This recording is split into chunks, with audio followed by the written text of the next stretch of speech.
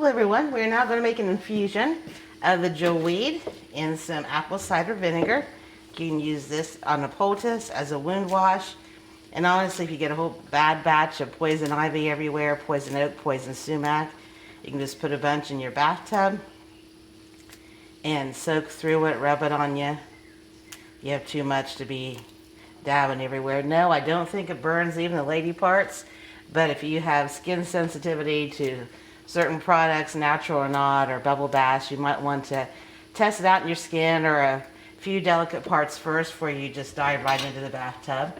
Now I'm going to make sure, unlike the fusion, the steeping that's going on my stove behind me, you might be able to hear a little bit of rattling from the jars in there steeping, even though they're on low heat.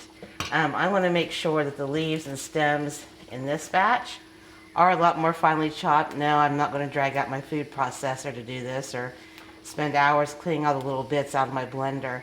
But I am going to chop them more finely. Now, I would recommend using the flowers in this and not just the leaves and the stems, but it's going to be several more weeks before the flowers come on, so I'm not going to have those to use. Now, see, something this thin, I would go ahead and steep it in the other batch, but because this is going to be a cold infusion, you're not going to have the heat to help you draw the nutrients.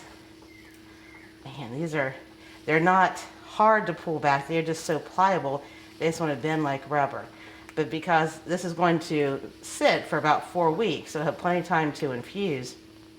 But the smaller the parts, the more you're going to get out of it because there's no heat involved in the processing. So take snippets, little tinky tiny ones. If you want to use your food processor or something, go right ahead. I just don't see the point. A whole lot of extra mess, but do the leaves, the stems, the stalks, and if you have access to the flowers, do the flowers. I'll probably make some more of this once they come on. I'm going ahead and making a big batch now just because I do not want my goats to get to all of it before I can. That was my problem with the plantain. I added some plantain to my salve, and I would have added more.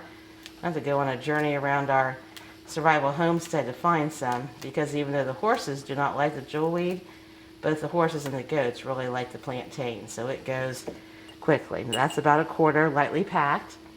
I'm going to go ahead and cut up some more stalk because I want to get some of the juice and the nutrients out of the stalk. If you hear it, which I think you can, it kind of sounds like you're cutting celery. It's really, unless you get a really big one or you're doing this cold infusion, it's so much easier just to tear and peel. These pieces are a little bit bigger than what I want in there. This is a nice big juicy stalk, and I want some of it in my wound wash that I'm making. I only got a few snips and slices, and I can tear it up a bit more easily. But I think if you listen, you can kind of hear why this is also called the whistle plant. It's hollow on the inside. So if you took one of these, it'd be kind of like a reed. Reminds me of my favorite John Wayne movies. I don't know which one it was. Rio Bravo, I think, where one of the young Civil War soldiers is in the water and he uses a reed, does a early scuba diving type device, and to get from one side over to the other where the bad guys are. It's what reminded me of the first time I ever started working with these. It is kind of like a reed. And if you put a couple holes in here, you could go ahead and whistle on it. I don't have holes in it, but that's how it works.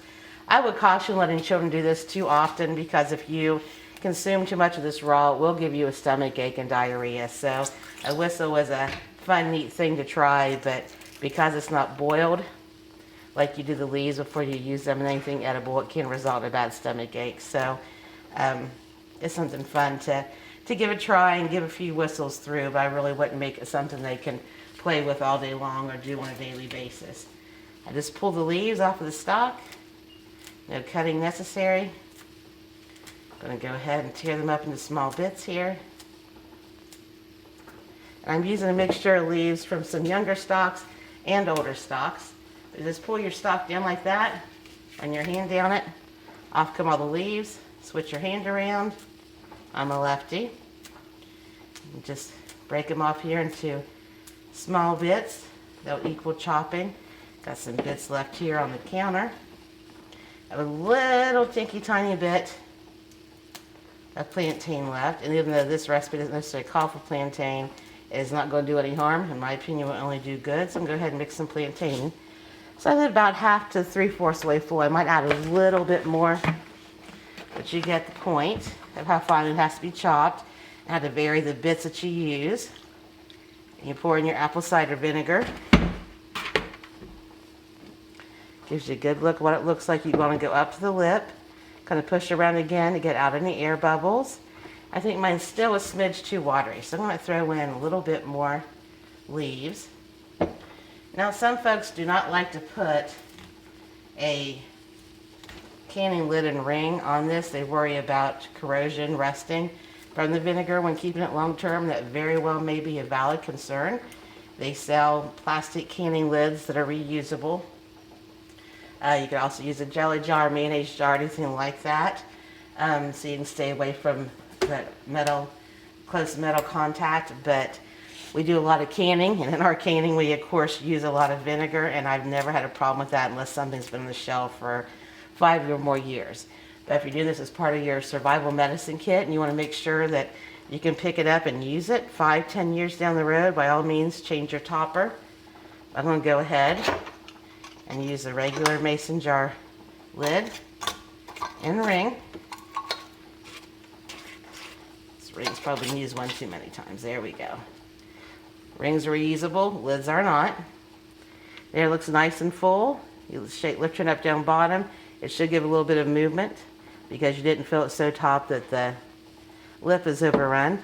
I will set that in a cool, dark place for about I usually do about 3 to 5 weeks. You can look at it and see, you can tell that it's being, that the plant's parts in there getting very mushy and disappearing into the murky greenish brown liquid, and then strain it through cheesecloth, clean cotton shirt, or a coffee filter, and you keep the liquid. And now the leaves are not going to be any good for anything medicinal or edible at this point, but because they've already been infused with vinegar, if you do any natural dyeing of fabrics, or I do a lot of dyeing of wool, you can go ahead, because it already has vinegar in there, which is a mordant, which helps prepare the stain and the material it's going on to accept it. You can go ahead and put this in a pot and put it over low heat and let it simmer for about an hour, and then you can go ahead and use it as a natural dye. It would be much more potent if you didn't already have it sitting for so long and strain away the bulk of the good liquid, but you can use it again for a dyeing purpose and get a nice lighter shade of a green or a green brown.